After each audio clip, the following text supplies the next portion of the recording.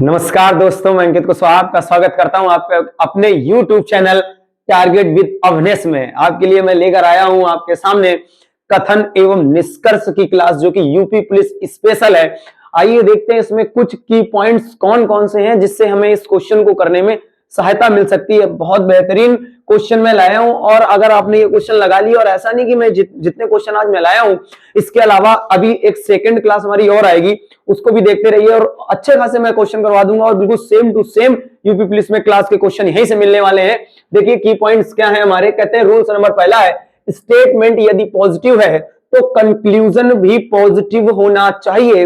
यदि conclusion negative आएगा तो वह निष्कर्ष गलत माना जाएगा। आगे देखिए क्या लिखा है, की पॉइंट्स कहते हैं केवल, है ना, कभी नहीं, हमेशा, ईच, एवरी, ऑल, सभी। यानी अगर ऐसे शब्द आपको कथन में दिखाई ना दें, ध्यान से समझना बेटा, यदि ऐसे शब्द आपको कथन में दिखाई ना दें और निष्कर्ष में नजर आ जाएं तो वह निष्कर्ष गलत माना जाएगा। यानी अगर आप इसको बहुत ध्यान से देखें तो ये लिखा है कथन और निष्कर्ष तुलना में बराबर होने चाहिए। यानी अगर कथन में सभी है तो निष्कर्ष में सभी है तो काम चलेगा, यदि नहीं है तो वह गलत माना जाएगा। अगला है गवर्नमेंट रूल। कहते हैं अगर कोई एक्ट है, लॉ है, नोटिस है, अपील है जो सामाजिक सत्य हो तो वह एकदम सच माना जाएगा यदि निष्कर्ष में नजर आता है। अच्छा, इसके अलावा इंपॉर्टेंट पॉइंट, कहते हैं यदि स्टेटमेंट में कोई सलाह, परिणाम, प्रचार, विज्ञापन दिया गया हो और वह निष्कर्ष में इसके मूल उद्देश्यों को पूरा करता हो तो वह निष्कर्ष के तौर पे सत्य माना जाएगा। यदि कथन में कोई प्रचार दे दे, विज्ञापन दे दे, तो वह अगर उसका सीधा सीधा संबंध निष्कर्ष में दिया हो और उससे कोई समस्या दी हो और उसका अगर निदान दिया हो वहां पर निष्कर्ष में, तो वह निष्कर्ष बेटा कैसा माना जाएगा? सत्य माना जाएगा। आगे कह रहे तुलनात्मक रूप से बराबर होना चाहिए। कह रहे निष्कर्ष प्रैक्टिकल होना चाहिए, सामाजिक सत्य होना चाहिए, हवाई बातें नहीं होनी चाहिए। यानी ऐसी कोई बकवास बातें नहीं होनी चाहिए, फर्जी बातें नहीं होनी चाहिए। इस प्रकार हमें निष्कर्ष को देखना है।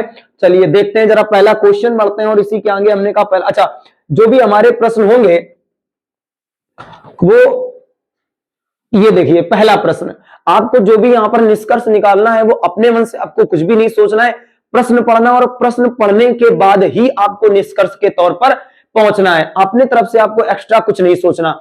आइए पहला प्रश्न पढ़ते हैं और देखिए पहला प्रश्न क्या है। कहते हैं अरुण 3 भाई बहन हैं।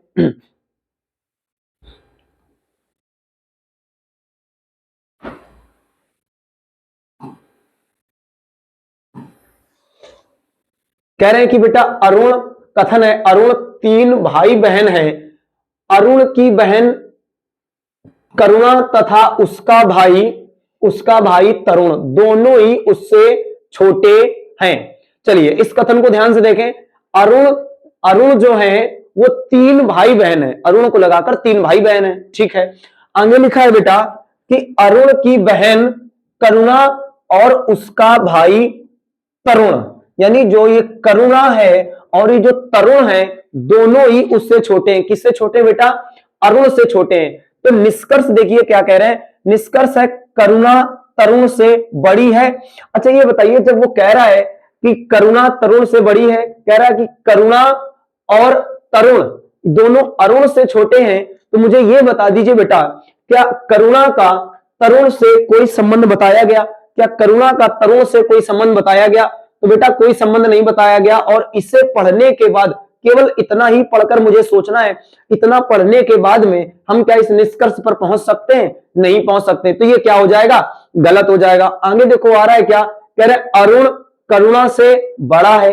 अरुण करुणा से बड़ा है। देखिए इसने बताया अरुण जो है, अरुण की बहन करुणा तथा उसका भाई तरुण दोनों ही उससे छोटे हैं। अगर छोटे हैं तो इसका मतलब जो अरुण है वो करुणा से क्या हो जाएगा? बड़ा हो जाएगा। बताइए बात समझ में आ रही कि नहीं? इतना ही पढ़ने के बाद आपको निष्कर्ष निकालना है। चलिए बहुत बढ़िया, अगला बढ़ते हैं और अगले प्रश्न की ओर देखते हैं। अगला प्रश्न हमारा किस प्रकार आएगा बेटा? अगला प्रश्न ये रहा। देखिए कितना बेहतरीन प्रश्न है हमारा ये। पढ़िए जल्दी से, फटाफट से इसका आंसर दीजिए सभी लोग बेटा, है ना। इस प्रश्न का आंसर दीजिए। अगला कह रहा है 60% सरकारी कर्मचारी ने हड़ताल की राज्य सरकारी कर्मचारी है। बेटा किसी कंपनी में मान लेते हैं 100% कर्मचारी हैं, मान लेते हैं कि 100% कर्मचारी हैं। अब इस 100% में 60% कर्मचारियों ने हड़ताल कर दी, परंतु 40% कर्मचारियों ने हड़ताल नहीं की। ठीक है, अब कथन से ही पढ़कर निष्कर्ष निकालना है, अलग से नहीं सोचना है। अब मुझे बताइए, कह रहे हैं कि 60% सरकारी कर्मचारियों ने हड़ताल की, राज्य सरकारी कर्मचारी है, ये बात तो समझ में आ गई। आगे यहां लिखा बेटा राज ने हड़ताल की। अच्छा ये बताइए, क्या कथन में कहीं बता रहा है कि राज ने हड़ताल की या नहीं की? तो राज कहां पर एग्जिस्ट कर रहा है, 60% में या 40% में, ये आपको कैसे पता चलेगा? तो बेटा मैं कह सकता हूं भैया पहले से निष्कर्ष नहीं निकाला जा सकता है, इतना ही पढ़ने के बाद आपको निष्कर्ष पर पहुंचना है। आगे बढ़ते हैं और आगे देखते हैं। कह रहे राज के मित्र जो सरकारी कर्मचारी हैं उन्होंने हड़ताल नहीं की। अच्छा ये बताइए कि जब राज, इसमें ये बताया गया राज के बारे में, क्या राज के मित्र के बारे में कोई चर्चा की गई? नहीं की गई।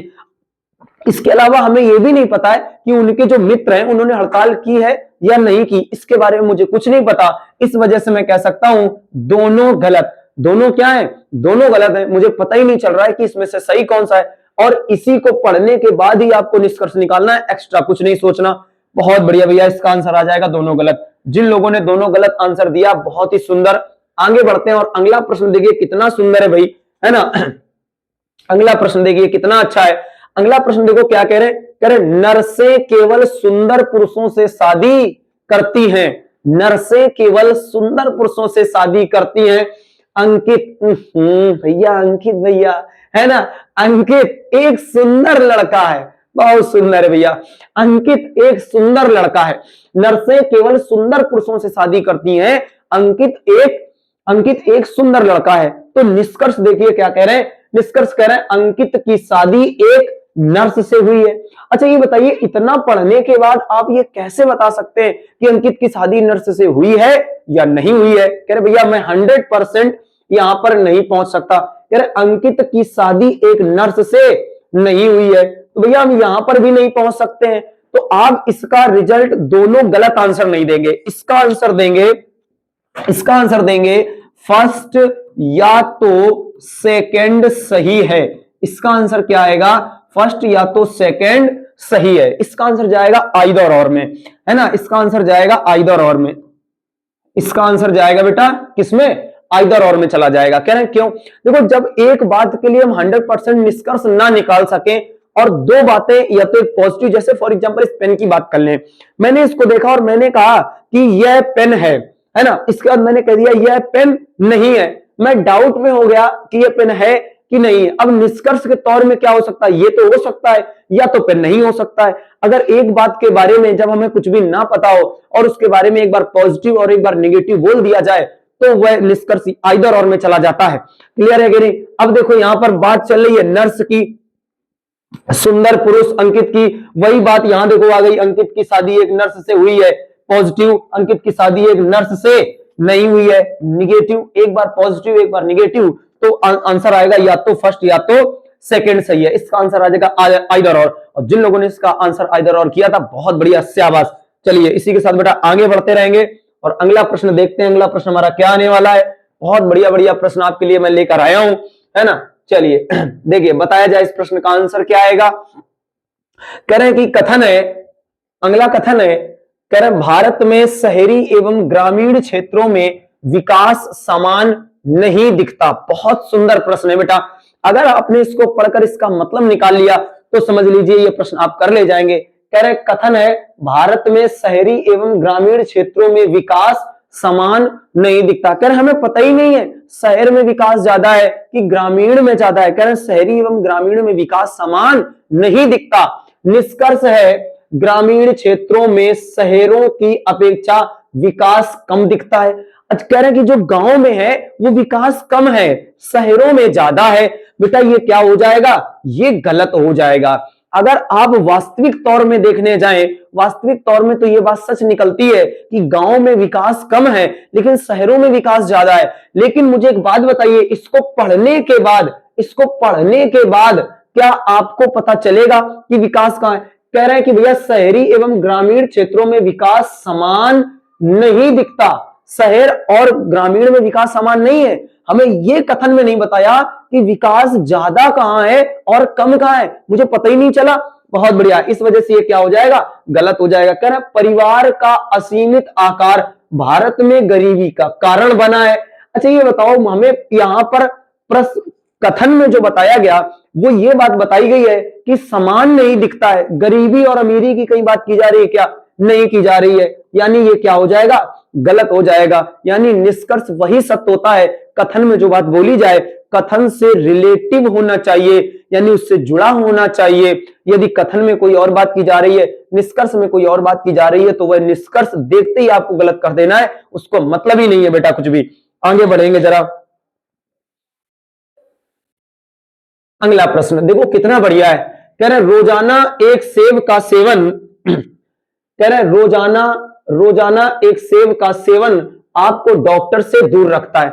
यदि आप रोजाना एक सेब खाएंगे तो आपको डॉक्टर से दूर रहना पड़ेगा, मतलब आप बच सकते हैं डॉक्टर से। कहते हैं यदि रोज एक सेब खाया जाए तो डॉक्टर से बचा जा सकता है। दूसरी भाषा में आपसे ये भी कथन कई बार बन जाता है ना, एक ये पूछ लेता है रोजाना एक सेब का सेवन आपको डॉक्टर से दूर रखता है। अब देखो कह रहे कि यदि प्रत्येक दिन, शब्द आ गया बेटा प्रत्येक, यदि प्रत्येक दिन एक सेब खाया जाए तो डॉक्टर के पास जाने से बचा जा सकता है। कैसा है, गलत है।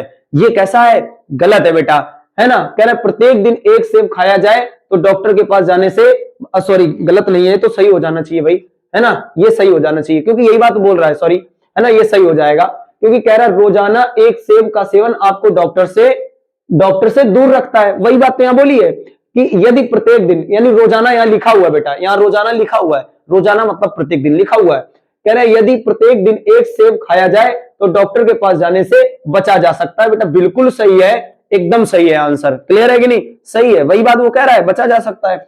दूसरा कह रहा है जो सभी लोग, ये गलत हो जाएगा बेटा। कह रहे हैं जो सभी लोग यानी जितने व्यक्ति हैं सब, कहते हैं जो सभी लोग सेब खाते हैं वे कभी, यानी आएगा हमेशा, यानी कभी बेटा, है ना। कह रहे कभी डॉक्टर के पास नहीं जाते, ये गलत है। कह रहे हैं कि जो लोग सेब खाते हैं वो डॉक्टर के पास जाते ही नहीं, ऐसा नहीं है। उसने नॉर्मल वे में एक बात बोली कि यदि आप एक सेब खाओगे तो डॉक्टर के पास जाने से बच सकते हो। और यहां पर देखो कितना आ गया, बहुत ज्यादा उठा दिया। कह रहे जो लोग सेब खाते हैं, यानी जितने भी व्यक्ति सेब खाते हैं वो डॉक्टर के पास जाते ही नहीं है, ऐसा थोड़ी ना है ना। आगे कह रहे बेटा हर रोज एक नाशपाती, देखो नाशपाती आ गई, कहते खाई जाए तो बीमार हो सकते हैं। कथन में कहीं भी नाशपाती के बारे में चर्चा नहीं की गई है, इसलिए मैं नाशपाती के बारे में कुछ भी कह नहीं सकता। बहुत बढ़िया भाई, आगे बढ़ जाएं जल्दी से और अगला प्रश्न देखा जाए क्या कह रहे हैं। अगला प्रश्न देखो आ चुका है आपके सामने।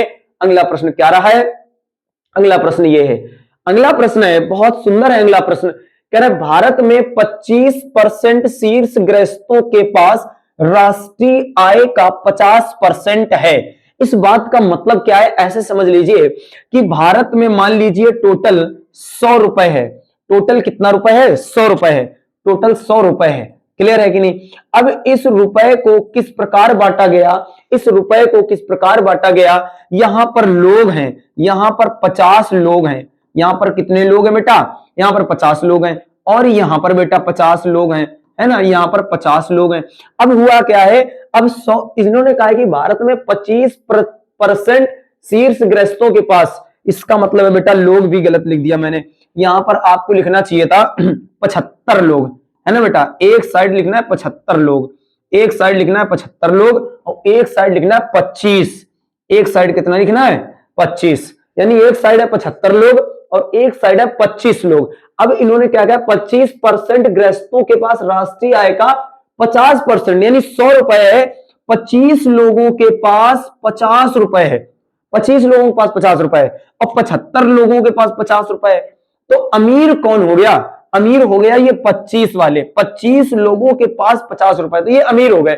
बस वो यही कहना चाह रहा है कि भारत में 25% शीर्ष गृहस्थों के पास राष्ट्रीय आय का 50% है, यानी 25% भारत में अमीर लोग हैं, सीधी सी बात। अब चलो इधर आ जाओ, कह रहे हैं भैया जब अर्थव्यवस्था का विकास तेजी से होता है तो कुछ ही लोगों के पास धन की आपूर्ति तेजी से हो जाती है। बिल्कुल बात सही है, यानी अर्थव्यवस्था का विकास अगर तेजी से किया जाए तो जो कुछ ही लोगों के पास धन एकदम तेजी से पहुंच जाएगा, यानी जो अमीर है वो अमीर हो जाएगा, गरीब गरीब हो जाएगा, ऐसा नहीं है, पर अमीर अमीर हो जाएगा। ये बात तो समझ में आ गई। कह रहे कैसे भैया? मान लो अगर आपके यहाँ से कोई हाईवे निकलना हो या किसी बिल्डिंग्स का निर्माण करना हो, जो टेंडर मिलेगा वो किसको मिलेगा? गरीब को थोड़ी नहीं मिलेगा, वो तो अमीर को ही मिल जाता है। इसी वजह से जब तेजी विकास होता है तो अमीर अमीर होता चला जाता है। अगर मान लो यहाँ से कहीं मेट्रो निकलनी हो तो मेट्रो का टेंडर कौन लेगा भैया? जिसके पास पैसा होगा वही ले लेगा, तो उसी के पास भी ज्यादा पैसा पहुंच जाएगा।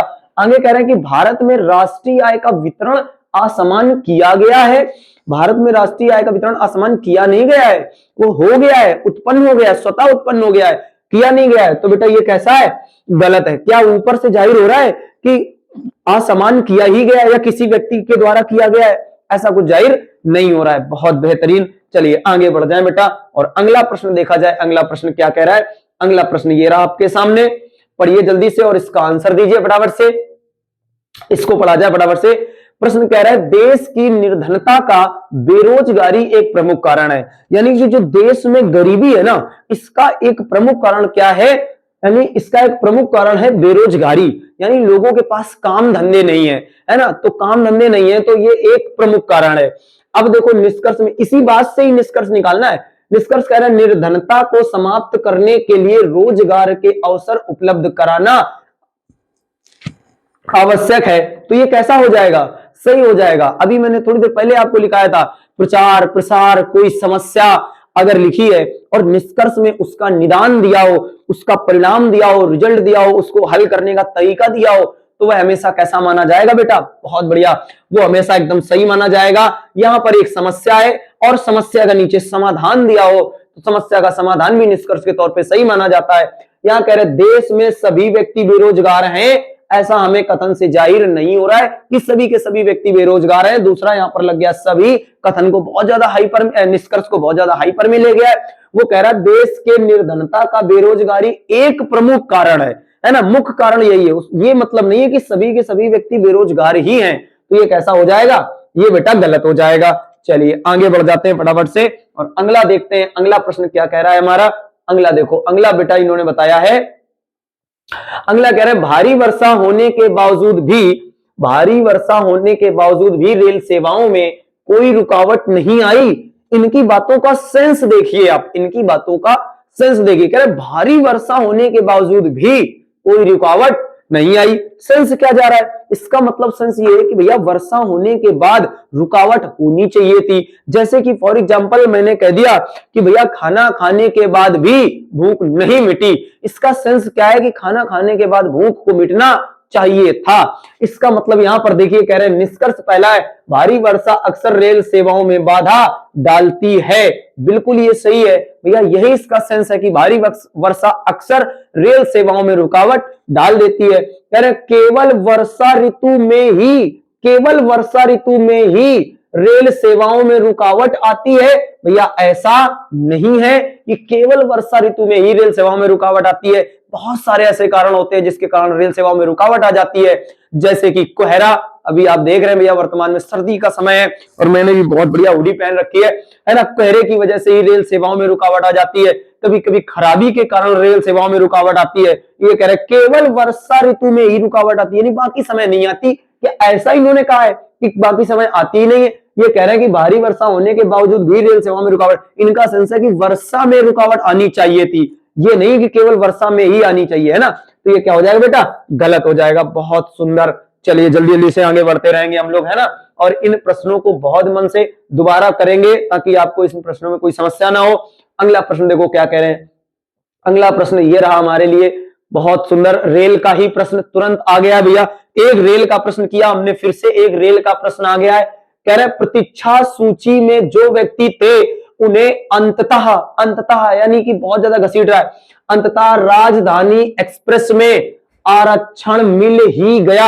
आरक्षण मतलब होता है रिजर्वेशन, यानी जो व्यक्तियों ने रिजर्वेशन कराया अंत तक आते आते उन्हें मिल गया। यानी बड़ा मुश्किल दर्शा रहा है कि अंततः मिल ही गया।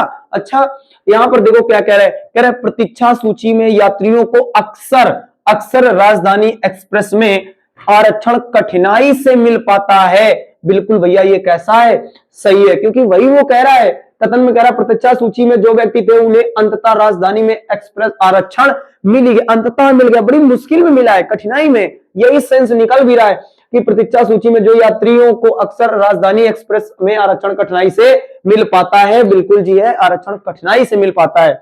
आगे इन्होंने कहा राजधानी एक्सप्रेस में बोगियों की संख्या कम है। अच्छा, क्या इस कथन से पढ़ने से आपको यह पता चल रहा है क्या कि बोगियों की संख्या कम है, कि बोगियों की संख्या ज्यादा है, कि क्या है भैया, इसके बारे में हमें पता नहीं चल रहा है। बोगियों की संख्या के बारे में हमें कुछ भी बताया नहीं गया, इस वजह से हमारा आ जाएगा पहला सही और दूसरा गलत हो गया। बढ़ते हैं अगले प्रश्न की ओर, और अगला प्रश्न देखो क्या कहता है, मुंबई से चेन्नई। आइए भाई साहब, मैं तुमको ले चलता हूं मुंबई, सितारों की दुनिया में, है ना। चलते हैं हम लोग मुंबई शहर, और मुंबई शहर से देखते हैं भैया क्या है, कह रहे हैं मुंबई से चेन्नई। अच्छा, चेन्नई भी जाना है ना, हम लोग चलते हैं भैया MS धोनी के शहर में, देखते हैं, मिलते हैं, मुलाकात कर लेते हैं। कहते हैं मुंबई से चेन्नई तक 1000 किलोमीटर सड़क की दूरी को समुद्र मार्ग से तय करने पर 300 किलोमीटर कम किया जा सकता है। अच्छा भैया, अगर हम मान लो मुंबई से चेन्नई रोड से जाएंगे तो हमें कितना दूरी तय करनी पड़ जाएगी, 1000 किलोमीटर की दूरी तय करनी पड़ जाएगी, 1000 किलोमीटर की दूरी तय करनी पड़ जाएगी। लेकिन अगर मैं यही समुद्र मार्ग से जाता हूं तो 300 किलोमीटर कम हो जाता है, यानी हमें मात्र कितनी तय करनी पड़ेगी बेटा, 700 किलोमीटर। यानी कितनी दूरी तय करनी पड़ेगी, केवल 700 किलोमीटर। कितना कम, 300 बेटा कम हो जाएगा। 300 क्या हो जाएगा, 300 किलोमीटर कम हो जाएगा। यानी अगर मैं बात करूं, यहां पर पहला पढ़ते हैं निष्कर्ष नंबर दूसरा, कहते हैं कि सड़क यातायात की अपेक्षा समुद्री यातायात सदैव सस्ता होता है। बेटा ये क्या है, गलत है। यहां पर क्या आ गया, सदैव, सदैव सस्ता नहीं होता, यहां सस्ता है, क्योंकि यहां पर 1000 किलोमीटर की दूरी को 700 मीटर दूरी हमें तय करनी पड़ रही है, 300 किलोमीटर की दूरी कम हुई है। जब भी दूरी कम होती है तब कोई यातायात हमें सस्ता हो जाता है। लेकिन अगर हम दूरी बढ़ा दें, अगर मैं यहीं पर यह कह दूं कि मान लो 1000 किलोमीटर की दूरी सड़क से जा रहे थे, और बेटा मान लो हमें समुद्र से जाना पड़ गया तो 1300 जाना पड़ गया, तो क्या हमें अभी भी सस्ता हो जाएगा क्या, अब सस्ता नहीं होगा। इस वजह से ये क्या है, गलत है। आगे कह रहे हैं यदि दूरी कम की जाए तो ईंधन में प्रचुर मात्रा की बचत नहीं की जा सकती है। भैया देखो इस प्रश्न में, ये प्रश्न थोड़ा सा अधूरा है, कट गया है, इसको और आगे होना चाहिए था कि 300 किलोमीटर तक कम किया जा सकता है। इसमें होना चाहिए कि इसमें आगे होना चाहिए था कि इससे ईंधन में प्रचुर मात्रा में बचत की जा सकती है, इसमें ईंधन में प्रचुर मात्रा में बचत की जा सकती है, इतना और होना चाहिए था, है ना। तो वही आगे कह रहा है कि यदि दूरी कम किया जाए तो ईंधन में प्रचुर मात्रा की बचत नहीं की जा सकती, तो ये क्या हो जाएगा, ये गलत हो जाएगा। क्योंकि भैया ईंधन में प्रचुर मात्रा में बचत की जा सकती है, क्यों, क्योंकि अगर आपने 1000 की बजाय 700 दूरी तय कर ली, 300 कम कर लिया, अगर दूरी कम करेंगे तो ईंधन की बचत तो हो ही जाएगी ना। ये बात तो हम सब जानते भी है, सामाजिक सत्य भी है ना। चलिए आगे बढ़ जाते हैं जरा, अगला प्रश्न ये देखो क्या कह रहा है, कह रहा प्रतीक्षा सूची में जो व्यक्ति थे, अच्छा वापस चले गए भैया, है ना, वापस नहीं जाना मुझे।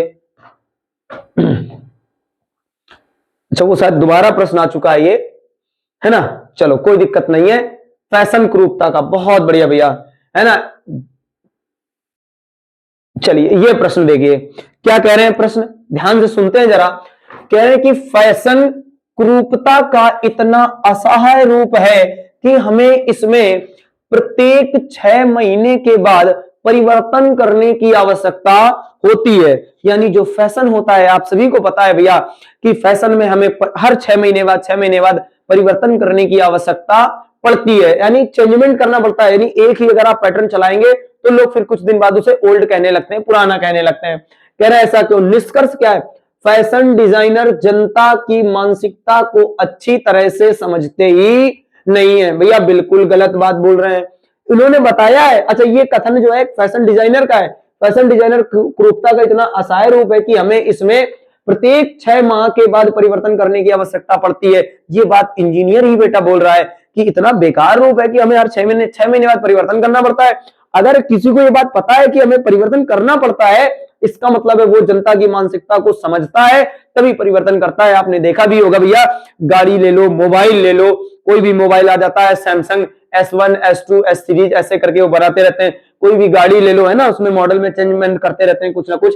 आगे कह रहे हैं अक्सर जनता नवीनीकरण के प्रति ग्रहणशील होती है। जी हाँ, बिल्कुल, जनता जो है वो नवीनीकरण के प्रति ग्रहणशील होती है।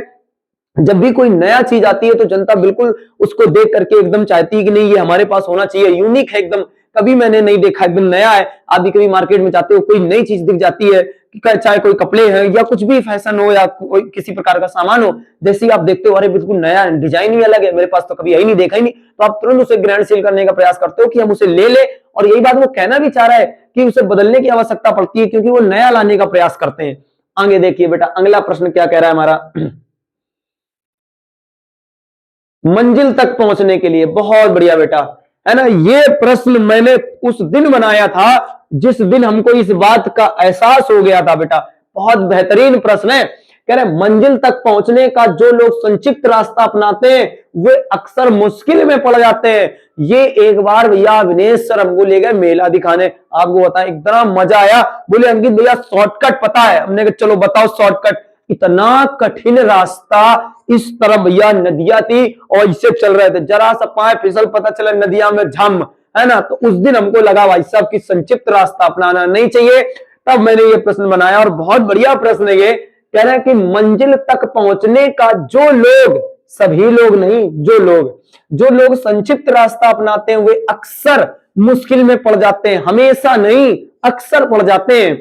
आगे कह रहे हैं भैया लंबे रास्ते सुगम और आसान होते हैं।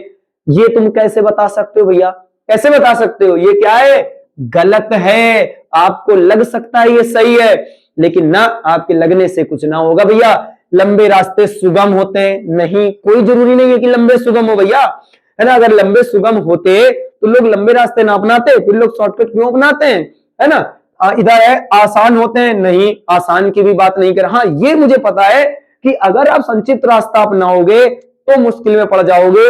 लंबे रास्ते सुगम है कि आसान है, कैसे है इसके बारे में मुझे कथन में किसी प्रकार की चर्चा नहीं की गई। यदि कथन में कह देता कि लंबे रास्ते आसान होते हैं बजाय संक्षिप्त रास्ता के, तो मैं कह सकता था ये सही है, इस वजह से गलत है। इधर आ जाओ, कह रहे प्रत्येक व्यक्ति संक्षिप्त रास्ता का चुनाव करता है। कह रहे सभी व्यक्ति संक्षिप्त रास्ता भैया, यानी प्रत्येक व्यक्ति, सभी शॉर्टकट अपनाते हैं नहीं, ये भी बेटा कैसा है? गलत है। सभी व्यक्ति शॉर्टकट नहीं अपनाते, कुछ व्यक्ति अपनाते हैं। जो लोग, है ना, जैसे कि मैं एक बार जब मैं वहां गया उस दिन मैंने सोच लिया कि आज के बाद मैं कभी शॉर्टकट नहीं अपनाऊंगा, बेसिक ही चलूंगा भैया, है कि नहीं। तो चलिए आगे बढ़ते हैं, अगला प्रश्न देखा जाए। अगला है, कह रहे नियमितता। बहुत अच्छा प्रश्न है ये, समझ लीजिए, है ना, बहुत सुंदर प्रश्न है। देखिए क्या कह रहे हैं, कह रहे नियमितता परीक्षा में सफलता की ओर अग्रसर करती है।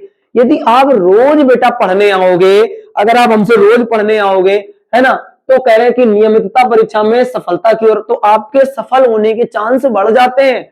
आगे उन्होंने कहा है अग्रसर करती। कुछ नियमित छात्र परीक्षा में असफल हो जाते हैं। कहते हैं फिर भी जो लोग रोज आते हैं वो भी बेचारे असफल हो जाते हैं।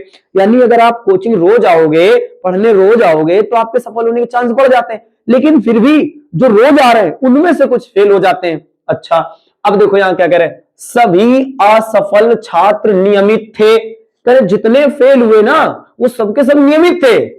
कैसे पता चलेगा भैया? ऊपर से, क्या ऊपर से कहीं भी ये बात पता चल रही है कि जितने लोग आ रहे थे वो नियमित थे? नहीं भैया, हो सकता है अनियमित वाले फेल हो गए हो, क्योंकि कह रहा है कि नियमितता परीक्षा में सफलता की ओर ले जाती है। यानी अगर आप नियम से आओगे तो ले जाएगी ना। चलिए आगे बढ़ेंगे जल्दी से। अगला प्रश्न क्या कह रहा है, अगला प्रश्न क्या कह रहा है भैया, अगला प्रश्न क्या कह रहा है, देखें जरा ध्यान से। अगला कह रहा है कुछ सफल छात्र नियमित थे। कह रहे हैं जो कुछ सफल हुए ना वो कैसे थे? वो नियमित थे। हाँ, ये बात मैं मान सकता हूं कि कुछ सफल छात्र नियमित थे। कुछ सफल छात्र कैसे थे? नियमित थे। मैं इसको साफ कर सकता हूं बेटा ऐसे करके, है ना। बहुत बढ़िया, आगे बढ़ जाएं। चलिए आगे बढ़ते हैं, अगला प्रश्न देखा जाए। ये अगला प्रश्न देखें जरा, अगला प्रश्न क्या कह रहा है, प्रबंधक ने, अगला प्रश्न है, प्रबंधक ने अपने सहयोगियों की उपस्थिति में सचिन को डांटा। समझ लीजिए भैया ये सचिन कौन सा है, ये तो पता ही नहीं है ना। कहते प्रबंधक ने अपने सहयोगियों की उपस्थिति में सचिन को डांटा, है ना, कोई व्यक्ति हो सकता है भाई, कह रहे सचिन को डांटा। अब इतनी बात से यहां पर क्या पता चल रहा है, इतनी बात से यहां क्या पता चल रहा है, कह रहे हैं कि प्रबंधक को सचिन पसंद नहीं था। इस कथन से आप कैसे बता सकते हैं कि प्रबंधक को देखो डांटना किसी को यह पहचान नहीं दे रहा है कि वो उसको पसंद नहीं करता है, क्लियर है कि नहीं। हो सकता है उसको ज्यादा ही पसंद करता हो, उसकी केयर करता हो तो डांटा हो। यहां से कह रहा है प्रबंधक ने अपने सहयोगियों की उपस्थिति में सचिन को डांटा। अब इतनी सी बात से ये कैसे पता लगाया जा सकता है कि प्रबंधक को सचिन पसंद नहीं था। ऊपर कहीं दर्शा रहा है क्या कि भैया सचिन को पसंद नहीं था इस वजह से डांटा, नहीं, तो क्या हो जाएगा, गलत हो जाएगा। आगे इन्होंने कहा सचिन अपने साथियों के साथ लोकप्रिय नहीं थे। अब यहां से कैसे पता चलेगा कि सचिन अपने साथियों के साथ लोकप्रिय नहीं थे, इस वजह से डांटा, इसकी कोई बात ऊपर नहीं की जा रही है, इस वजह से आंसर हो जाएगा दोनों गलत है, क्योंकि मुझे नहीं पता कि उसने क्यों डांटा है, किस वजह से डांटा है। चलिए बहुत बढ़िया प्रश्न आ जाएगा इसका, दोनों गलत। अगला बढ़ते हैं और अगला देखो कौन सा आएगा। अगला कह रहे हैं बाजार में सब्जियों की कीमतें बढ़ रही हैं। अगला बेटा कथन आया आपके सामने, बहुत बेहतरीन कथन है, देखिए क्या कह रहा है, बाजार में सब्जियों की कीमतें बढ़ रही हैं, बाजार में सब्जियों की कीमतें बढ़ रही हैं, कथन है। अब निष्कर्ष देखो क्या कह रहा है, कह रहा है कि लोग सब्जियां नहीं खा सकते। अच्छा, बाजार में सब्जियों की कीमतें बढ़ रही, क्या ये पता चला है कितनी बढ़ गई है, नहीं पता चला। अगर मान लो सपोज दैट कि पहले 50 रुपए थी, अब वो 100 रुपए हो गई, तो क्या इससे ये जाहिर हो रहा है कि लोग सब्जियां नहीं खा सकते? ये तो हमें निष्कर्ष नहीं निकल रहा है कि सब्जियां लोग नहीं खा सकते हैं, है ना। आगे चलिए, आगे क्या कह रहे हैं, कह रहे सब्जियों की कीमतें बढ़ती रहेंगी। मैंने अब देखो फ्यूचर की बात कर दी कि अभी बढ़ रही हैं, फ्यूचर में बढ़ती रहेंगी कि नहीं बढ़ती रहेंगी इसके बारे में हमें क्या पता भैया, फ्यूचर में कम भी हो सकती है। आपने देखा होगा भैया, एक समय प्याज बहुत महंगा हो जाता है, एक समय टमाटर बहुत महंगा हो जाता है, उसके बाद भी सस्ता हो जाता है। तो भविष्य की बात मैं नहीं कर सकता हूं, तो ये भी क्या हो जाएगा, गलत। लोग सब्जियां नहीं खा सकते बेटा, ये भी गलत हो गया। फिर सब्जियां एक दुर्लभ वस्तु बनती जा रही है, सब्जियां दुर्लभ वस्तु, यानी सब्जियां धीरे धीरे खत्म हो रही है, दुर्लभ आपको मिलेंगी नहीं, तो बेटा ये भी क्या है, ये भी गलत है ना। उसने कहा है कि सब्जियों की कीमतें बढ़ रही हैं, भैया हो सकता है कि अभी कीमतें बढ़ रही हैं, बाद में कम हो जाए, तो ये भी गलत हो जाएगा। लोग सब्जियां नहीं खा सकते, भैया बिल्कुल सब्जियां खा सकते हैं। यदि आप गरीब हो तो भले ही आप खा ना सको, आप उस हिसाब से सोचोगे। यदि आप एक अमीर हो तो आपके लिए 100 रुपए भी सस्ता लगेगा, समझ गए ना, तो वो चीजें आती हैं। चलिए, तो इसका आंसर हो जाएगा बेटा सभी के सभी क्या हो जाएंगे, गलत हो जाएंगे। अगला प्रश्न देखो क्या कह रहे हैं, अगला प्रश्न देखा जाए बेटा,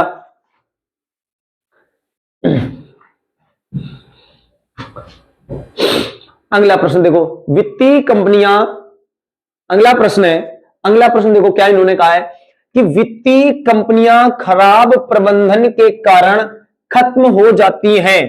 यानी वित्तीय कंपनियों का मतलब है कि वो कंपनियां जो पैसे का लेन देन करती हैं, है ना। और वो कंपनियां क्या है कि उनका जैसे मान लो सहारा थी, LIC है, और भी बहुत सारी कंपनियों को हम प्राइवेट हैं जिनको मान सकते हैं। कहते हैं कि वित्तीय कंपनियां खराब प्रबंधन के कारण खत्म हो जाती हैं। अब ये क्या होता है कि नई नई कंपनियां मार्केट में आती है और लोगों से कहती है कि आप अपना पैसा लगाइए, हम आपको ब्याज डबल करके देंगे, 5 साल में दोगुना कर देंगे। या नॉर्मल बैंक का जो बैंक रेट है 6%, 7% की दर से, कहते हैं कि हम 12% देंगे, 10% देंगे, ऐसे लालच देते हैं आपको, है ना। तो कह रहे हैं इनका रख रखाव सही नहीं होता, इस वजह से ये खराब बंद भी हो जाती है। आगे देखो इन्होंने कहा निष्कर्ष करें, अच्छा प्रबंधन भी वित्तीय कंपनियों को सफलतापूर्वक नहीं चला सकता। कह रहे हैं कि बेटा अगर आपने बहुत अच्छा प्रबंधन किया ना, तब 20 पैसे का जो लेन देन करती है ना, वो नहीं चला सकते हैं। तो ये कैसा है, गलत हो गया बेटा। कह रहे अच्छा प्रबंधन भी वित्तीय कंपनियों को सफलतापूर्वक नहीं चला सकता, ऐसे कैसे नहीं चला सकता है। ऊपर देखो उन्होंने क्या कहा है, कह रहे वित्तीय कंपनियां खराब प्रबंधन के कारण बंद हो जाती है, खराब प्रबंधन होगा तो बंद हो जाएंगी। यहां कह रहा है कि अच्छा प्रबंधन भी वित्तीय कंपनियों को सफलतापूर्वक नहीं चला सकता। भैया इसके बारे में हमें क्या पता कि अच्छा चला सकता है कि नहीं चला सकता, उसके बारे में कुछ बता ही नहीं। और दूसरा यहां पर ये जो कह रहा है कि खराब प्रबंधन बंद कर देता है, अच्छा प्रबंधन शायद चला ले जाए, लेकिन 100% हमें वो भी नहीं श्योरिटी है कि चला ले जाएगा। लेकिन हम ये जरूर कह सकते हैं कि इसके बारे में मुझे कुछ नहीं पता, ये गलत है। कह रहे उचित प्रबंधन वित्तीय कंपनियों के विकास में सहायक हो सकता है। जी हाँ, यदि आप अच्छा प्रबंधन करेंगे तो उसके विकास में सहायक हो सकता है। ऐसा नहीं कि वो चलेगा ही, 100% श्योरिटी नहीं है, लेकिन फिर भी हम इसको क्या कह सकते हैं, इसको सही कह सकते हैं कि हाँ, अगर आपने अच्छा प्रबंधन कर लिया, अच्छा उसका पैसा का जो लोगों के पास आपने लोगों का पैसा लिया, आपने उसको सही जगह इन्वेस्ट किया, उससे आपने मान लो 15% ब्याज कमा लिया, तो 10% आप जो नॉर्मल बैंक दे रही है, आप उससे नॉर्मल से थोड़ा अधिक जनता को दे सकते हैं। तो ये बिल्कुल सही है, अगर आपने सही प्रबंधन किया तो आप कर सकते हैं। चलिए अगला प्रश्न देखते हैं, और अगला प्रश्न क्या कह रहा है। अगला प्रश्न देखिए, अगला प्रश्न ये है, कहते हैं सोहन एक अच्छा खिलाड़ी है। अगला कथन है, कहते हैं सोहन एक अच्छा खिलाड़ी है, सोहन एक अच्छा खिलाड़ी है, सभी खिलाड़ी स्वस्थ होते हैं।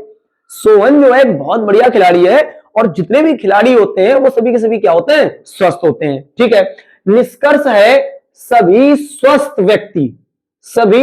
व्यक्ति खिलाड़ी होते हैं ना भैया, सभी स्वस्थ व्यक्ति खिलाड़ी नहीं होते, सभी खिलाड़ी स्वस्थ होते हैं। अंतर समझिए आप, कह रहे कि जो स्वस्थ होगा वो खिलाड़ी हो जाएगा, नहीं, जो खिलाड़ी है वो स्वस्थ होगा, है ना। इस वजह से ये क्या हो जाएगा, गलत हो जाएगा। आगे कह रहे सोहन स्वस्थ है, ये बिल्कुल सही है भैया। सोहन कैसा है, सोहन स्वस्थ है, क्योंकि उन्होंने कहा है सोहन एक अच्छा खिलाड़ी है, सोहन एक अच्छा खिलाड़ी है, सभी खिलाड़ी स्वस्थ होते हैं। यदि सभी खिलाड़ी स्वस्थ होते हैं तो सोहन स्वस्थ है, सभी खिलाड़ी, और सोहन भी खिलाड़ी है, तो ये कैसा हो जाएगा, ये सत्य हो जाएगा, यानी बिल्कुल सच हो जाएगा। आगे बढ़ते हैं और अगला प्रश्न देखते हैं, अगला प्रश्न क्या कह रहा है। अगला प्रश्न है, एक कमरा, अगला प्रश्न है, एक कमरा फूलों से खूबसूरत दिखता है। कह रहे हैं कि एक कमरा है वो फूलों से कैसा दिखता है, वो फूलों से खूबसूरत दिखता है। एक कमरा फूलों से खूबसूरत दिखता है। निष्कर्ष है केवल कमरों को सजाने के लिए फूल उगाए जाते हैं। कह रहे हैं केवल कमरों को ही सजाने के लिए फूल उगाए जाते हैं, नहीं, यहां कथन से हमें ये बात जाहिर नहीं हो रही। कह रहे हैं कि अगर कमरे में फूल लगा देंगे तो अच्छा दिखेगा, ये बात समझ में आती, लेकिन ये बात नहीं समझ में आती कि जो फूल उगाए जाते हैं वो केवल कमरों के लिए ही उगाए जाते हैं, बाकी जगह के लिए उगाए नहीं जाते। ऐसी बात कथन से दर्शाई नहीं जा रही। कह रहे बिना फूलों का कमरा बदसूरत दिखता है। बेटा ये कैसा है, ये भी गलत है। कह रहे बिना फूलों का कमरा बदसूरत, देखो बदसूरत शब्द आया, बदसूरत इसका मतलब बेकार, बेकार दिखता है, इसकी कोई गारंटी नहीं है। हाँ ये है कि अगर फूल लगा दोगे तो अच्छा दिखेगा, है ना, खूबसूरत दिखेगा, खूबसूरत दिखेगा, लेकिन अगर आप फूल नहीं लगाओगे तो बदसूरत दिखेगा, उसकी क्वालिटी गिरा देगा, ऐसी कोई गारंटी नहीं। हो सकता है जैसा है वैसे ही बना रहे। क्लियर है कि नहीं, कुछ ऐसा है समझ लो कि यदि आप जिम करोगे तो मोटे हो जाओगे, दूसरा है कि यदि आप जिम नहीं करोगे तो पतले हो जाओ। भैया पतले होने की कौन सी बात कह रहा है, नॉर्मल रहोगे, है ना, पतले हो जाओगे, इसकी कोई गारंटी नहीं है। तो बस वही वाला यहां पर कह रहे हैं, ठीक है ना। आगे बढ़ जाते हैं, अगला प्रश्न, और अगला प्रश्न देखते हैं, अगला प्रश्न क्या कह रहे हैं। अगला प्रश्न ये रहा हमारा, है ना। अगला प्रश्न क्या कह रहे हैं, अगला प्रश्न ये रहा हमारा, कह रहे हाथ में एक पक्षी, बहुत बढ़िया भैया, कह रहे हैं कि हाथ में एक पक्षी झाड़ी में दो पक्षियों से अधिक श्रेयकर है। ये एक कहावत है भैया, ये कहावत है। कह रहे हाथ में एक पक्षी से झाड़ियों में दो पक्षियों से बहुत बेहतर है। मतलब क्या हुआ, समझना जरा भैया। हमारे पास एक गिलास है ना, हमारे पास एक गिलास है ना, और मैं ये कहना चाह रहा हूं कि मेरे पास जो एक गिलास है ना, और इसमें कुछ भरा हुआ है, मैं पी के आपको दिखाता हूं। हाँ इसमें दूध है। कहते भैया हमारे पास जो एक गिलास दूध है ना, और वो जो मिश्रा सर के पास दो गिलास दूध है, उससे हमारा एक है। यानी भैया दूसरे का देख करके कभी ललचाना नहीं चाहिए, कुछ ऐसा ये कहना चाह रहे हैं, है ना, कि कहावत है ये कि जो तुम्हारे पास है ना उसी में देखकर संतुष्ट रहो, दूसरे के पास क्या है उसको देखकर परेशान मत हो। क्लियर है कि नहीं। दूसरा क्या कर रहा है उससे कोई लेना देना नहीं है, वो यही कह रहा है हाथ में एक पक्षी, यानी तुम्हारे पास जितना है उतने में संतुष्ट रहो। झाड़ियों में दो पक्षियों से अधिक श्रेयकर है, वो उससे ज्यादा बेहतर है जो तुम्हारे पास है। तुम्हारे पास अगर मोटरसाइकिल है ना, तो किसी सामने वाले के पास अगर कार है तो तुम्हारे लिए मोटरसाइकिल ज्यादा बेहतर है। कार मायने नहीं रखती, क्योंकि इमरजेंसी में वो मोटरसाइकिल काम आएगी ना कि कार। यहां पर पढ़ते हैं हमारे पास जो कुछ भी है उससे हमें संतुष्ट होना चाहिए। तो कैसा हो जाएगा बताओ, इतनी रामायण मैंने आपको सुना दी, तो बेटा ये क्या हो जाएगा, ये सही हो जाएगा, क्योंकि वो यही कह रहा है कि हमारे पास एक पक्षी झाड़ियों में दो पक्षी से बेहतर है। बिल्कुल सही है। कह रहे जो नहीं है उसके लिए हमें तरसना नहीं चाहिए। ये भी कैसा है बेटा, ये भी सही है। कहते हैं जो हमारे पास नहीं है ना उसके लिए तरसना नहीं चाहिए। चलिए बहुत बढ़िया, आगे बढ़ते हैं और अगला प्रश्न की ओर।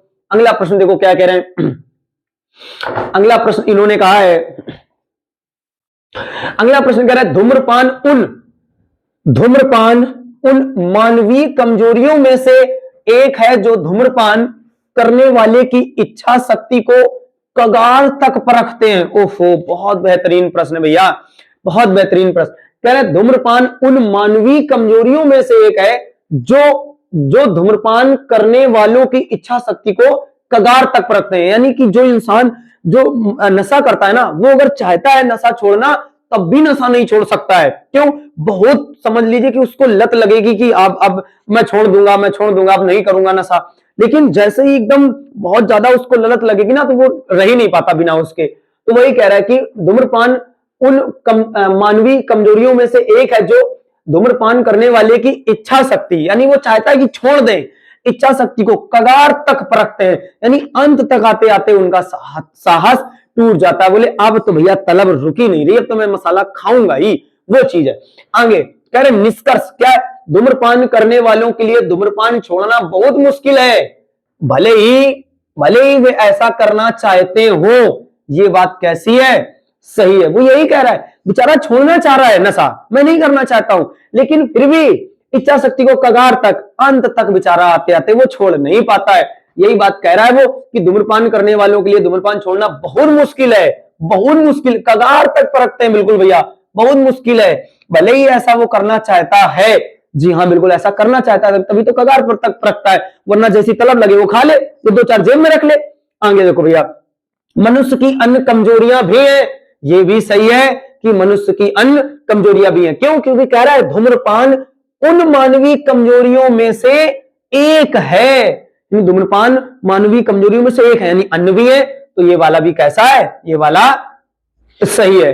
तो आज के लिए फिलहाल बेटा इतना ही रखते हैं, और फिर मिलेंगे हम लोग अगली क्लास में इसी के आगे बेहतरीन प्रश्न लेकर के।